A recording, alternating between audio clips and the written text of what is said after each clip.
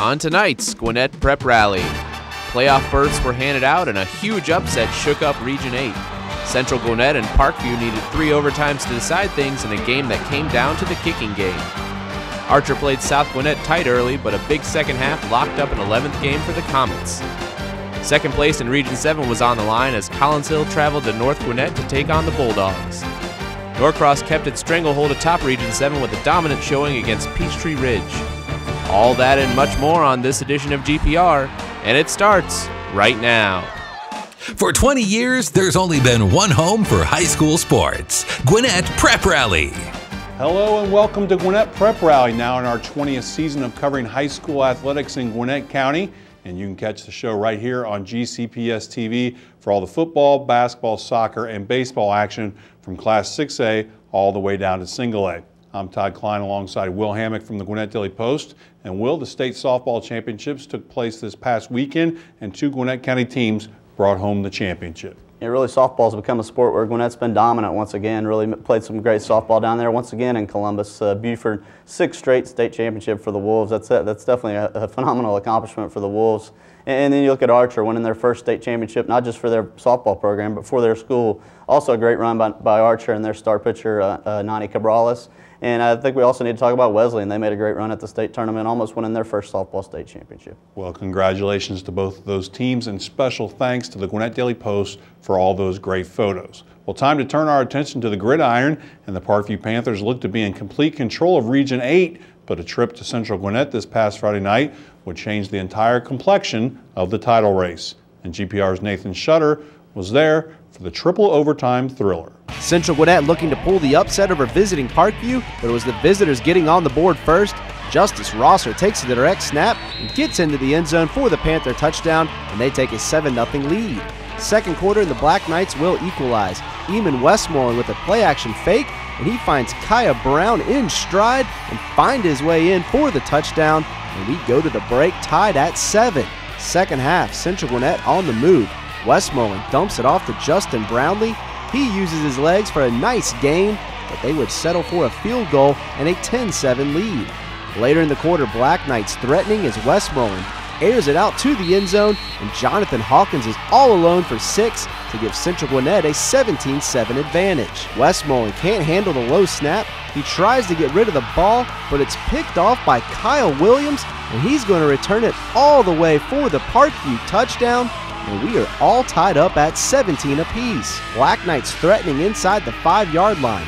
Westmoreland to the end zone, but he's going to be picked off by Justice Rosser, and Rosser has nothing but daylight in front of him as he goes down the sideline towards the end zone. Hawkins will make the shoelace tackle to prevent the touchdown, but it was only delaying the inevitable.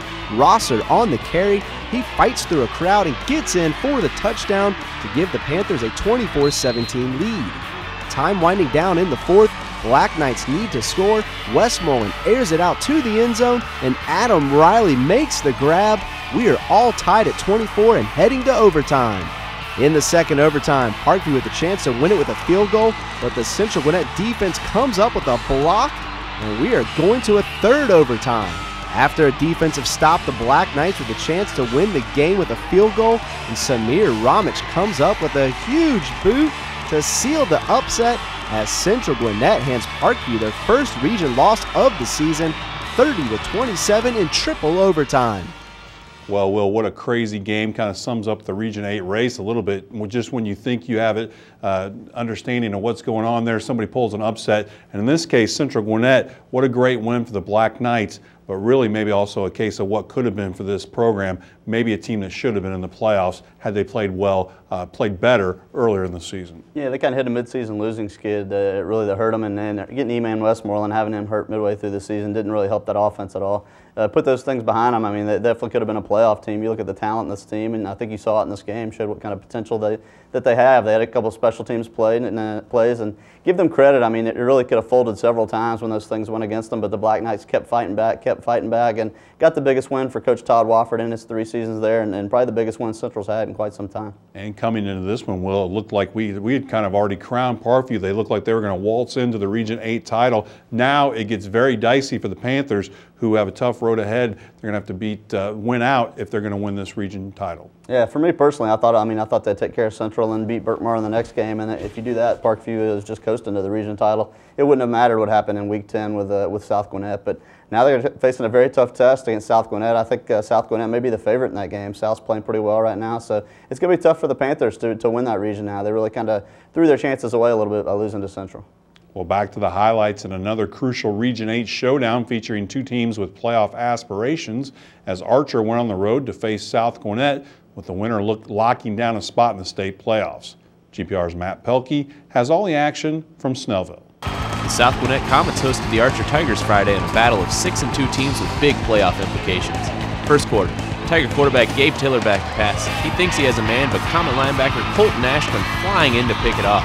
He's going to take it all the way down to the 6-yard line. South is knocking on the door early, and they would take advantage. Trayvon Davis bobbles the exchange with Jordan Ramey, but he gets the ball back just in time as he crosses the goal line. Comets up 7 early. Second quarter now. Game tied at 7, but not for long as Archer running back Sean Fowler takes the handoff and goes right up the gut untouched for the score. Tigers up 14-7, but that's the last highlight they would have. Later in the second, Bernard Morrison takes the direct snap from the Wildcat. He gets hit, but keeps his legs moving and takes the entire Tiger defense into the end zone. Game tied at 14. Third quarter, Archer pinned deep in their own territory. Fowler can't hang on to the ball. Deontay Davis swoops in for the recovery. The Comets have the ball at the 2, and the defense is fired up. A holding call pushed them back a bit, but that just meant more room for Jordan Ramey to operate. He cuts to the outside. He cuts back to the inside. He'll take it in from 15 yards out in a 21-14 South lead. Comets got big plays from the offense and defense, but how about the special teams? It's Deontay Davis again, this time on the punt block. Archer would fall on it, but it's South Gwinnett ball. That set up Ramey. He has all day to throw and finds a wide-open L.J. Gainey in the left side of the end zone. He hauls it in for the score. South is rolling up 27-14, and they aren't done. It's Morrison again on the carry. He gashes the Tiger defense up the middle, breaks a couple tackles, and gets it all the way down to the 2. And they reward the little fella. He takes it in for the score. South wins 42-14 and locks up a Region 8 playoff spot. Well, South Gwinnett's starting to play some good football, and they got some big games coming up where they can make a little bit of noise. Comets playing very well. Yeah, that's good and the bad of it. They got some tough games left, but they still have a lot in front of them to play for. They could even play their way into a very high seed here in the region. I wouldn't be surprised if they do that. The Comets are playing great right now, and really showed a lot the way they were able to bounce back from that disappointing effort against Grayson to really take care of business against a good Archer team. Well, it's the other side for Archer. They go to the playoffs last year, a lot of momentum coming into this season, but really haven't been able to build on that playoff season from last year. Yeah, I know it's been a disappointing season for those guys. I mean, I was very high on this team coming into the season, very big, very physical. I thought they'd definitely be a force in this region. I think losing that tough opener to Brookwood in region play, I think it was a kind of setback they maybe struggled to overcome, and really a disappointing season. They really wanted to build on that playoff finish last year. Time to check in on the big games in Region 7 from this past weekend, and we start off with the Battle of Swanee as North Gwinnett traveled to Collins Hill with the number 2 seed in the state playoffs up for grabs. Nathan Shutter has more. A first-round home game was up for grabs as Collins Hill played host to North Gwinnett. Picking up second quarter game tied at 14, Brett Sheehan back to pass, and he hooks up with Grant McDonald in the end zone. Collins Hill takes a 21-14 lead. Second half, and North with a little trickeration. Michael Haynes launches it downfield to a wide-open Caleb Scott. Bulldogs up 28-24. The North defense was lights out in the second half. Sheehan looking to set up a screen pass, but it's picked off by Ben Carswell, and he will return it 15 yards for the touchdown as North Gwinnett rallies in the second half for a 38-24 win over Collins Hill. Well, North Gwinnett continues its late season surge, playing some great football as they get ready for the playoffs. I think we both agree they're going to be a tough team to deal with in the playoffs. Yeah, really that score surprised us at halftime, seeing Collins Hill score that many points on North Gwinnett's defense. But North Gwinnett clearly got things figured out in there in the second half, shut down Collins Hill over the course of that second half, and that's what they needed to do on the defensive side of the ball, give them credit for making the changes they needed to win that ball game. And then on Collins Hill, well, as we move forward with them, looks like they're a playoff team as well. but how far can they go? Got to have that quarterback back in there if they're going to really make some noise. Yeah, they really need to cinch things up on defense. I mean, it's been a tough season here and there on defense for the Eagles, and offensively, I think they did a lot better in this game. Obviously, getting Brett Sheehan hurt there in the second half, not having him a little bit, and depending on his health status, that he really makes that offense go. So not having him there in the second half really hurt that program. But I think still a lot of talent at Collinsville, like you said, a playoff team. So we'll see what they do when it comes down to playoff time. Well, back to the highlights, and the Norcross Blue Devils continue their march toward an unbeaten regular season, and a trip to Peachtree Ridge did not slow down their momentum.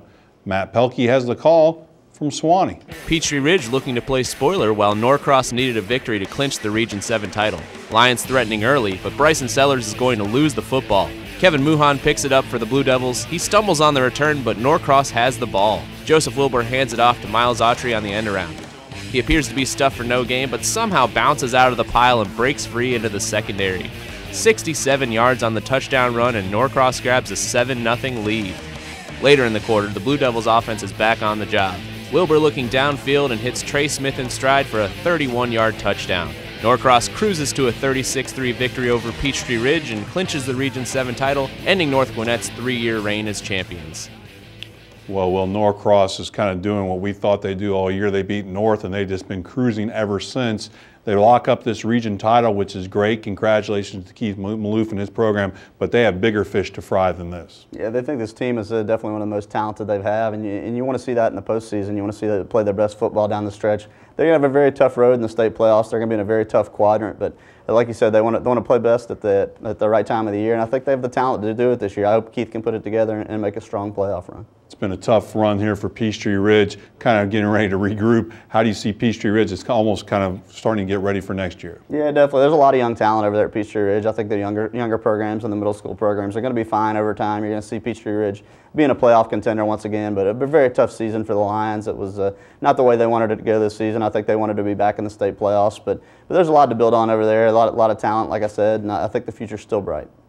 Time now for Will's World. We put 60 seconds on the clock. We get in the mind of our very own Will Hammock, and it's brought to you by Nexstar Communications. We got the college recruiting edition of Will's World. Marcus Cox made his commitment this past week to Appalachian State.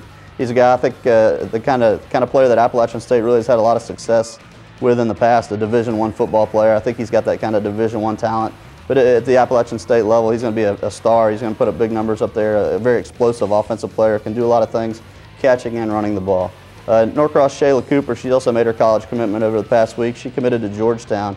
She's a girl that may be underrated, playing with Diamond DeShields, who's one of the number one, maybe the number one player in the nation. So she kind of gets overshadowed, but a very versatile player. She's big, physical inside, 6'1", really outside, handles the ball and shoots the ball better than you may think. So definitely an underrated player over there.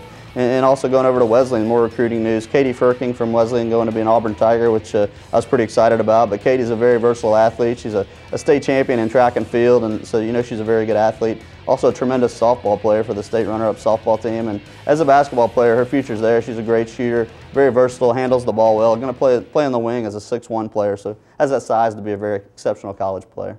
Well, you started going there with some of the basketball highlights. Getting ready for basketball just around the corner. Just pick your brain real quick. Is there a couple of parts of basketball that you're really looking forward to as far as teams or players as we get ready for another basketball season? Yeah, I think it's going to be very competitive on the girls' side again. I think North Gwinnett and Norcross is going to be loaded again. I'm looking forward to seeing how their kind of rivalry turns out. Both those teams have been very strong. I know Norcross has got the state title. North Gwinnett doesn't have one yet, but North Gwinnett really loaded up with some transfers in the offseason. So those two going head-to-head in region play is going to be fun. Time now to focus on standout performances. So let's move on to this week's building blocks. They're presented by Britt's Home Furnishing. And first up is Eman Westmoreland. Played a big game for Central in that upset of Parkview. Yeah, he's had a great career. Gwinnett County's career leader in passing yards and touchdown passes, and threw a couple of costly interceptions in this one, but really when it came down to it, led his team down at the end of regulation for the tying score to force overtime, and that's what you want a senior to do, shake off those errors and come down and make the plays you need to give his team a chance for the upset. So we move over to Archer, where Sean Fowler had a nice effort in a losing cause. Yeah, really, Ernest Alexander's really been beat up for Archer all season long, and Sean Fowler's had to carry the load, and he's done a very good job with that. 111 yards and a couple of touchdowns against South. He's a guy that maybe because he shared the load was also an underrated player, but a very talented football player and a guy that's Archer's really relied on heavily all season long to carry that running game. He's done it well. And then you talk about South, you have to talk about that offense, and if you're going to talk about that offense, you got to talk about Bernard Morrison. Yeah, he's a very good football player. He's a guy that's, I think maybe if you don't know his name, you probably should. He's a very talented guy, not only running the ball, but catching the passes. I mean, I think one of the, probably maybe the best running back as far as catching balls out of the backfield we've seen this year. He's a guy that does so much. He's an explosive player, 153 yards and a couple touchdowns in that one. Well, those were all great performances. Who else played well last week that we should mention? The biggest number of the week probably deserves some credit. Marvin Elam over there at Mountain View rushed for 250 yards and a Mountain View victory. So Marvin's had a big season, and that continued this past week. Well, for the past 20 years, Gwinnett Prep Rally has been the county's #1 place for high school sports, and every week we will be sitting down with the show's creator, Jeff Batten, to take a look back at the show's great history. People ask me who my favorite all-time team was in the history of the 20 years of Gwinnett Prep Rally, and that's pretty easy, and it had nothing to do with the coach or the players necessarily or the fans, but it was the South Gwinnett football team of 1993. These guys had been the little brother to Brookwood for years and years. Central Gwinnett was a much more established program. You could see that Parkview was coming, and South Gwinnett had that great crop of players. In 1993, they had Nick Carmichael, they had Robbie Wolfel, they had a good quarterback, I believe his name was Kevin Hunt, and those guys just kept winning and winning and winning. Brookwood beat them pretty good in the regular season, but South Gwinnett made it to the quarters, and then they made it to the semifinals and beat Warner Robins down in Warner Robins and had all those South Gwinnett people traveling with them. And then for the state championship game against Dunwoody there at the DeKalb Memorial, you would look up at the South Gwinnett side and there had to have been 10,000 people, if not more, from Snellville to come support South Gwinnett football. And I mean, I was so jacked up because I was the guy shooting it, all the highlights, and it was so fun to watch the South Gwinnett 1993 team go to the state championship. And they've had a couple of, pretty good years since, but really nothing like 1993, but they will always be the team that I remember and say, gosh, I loved being a part of that experience.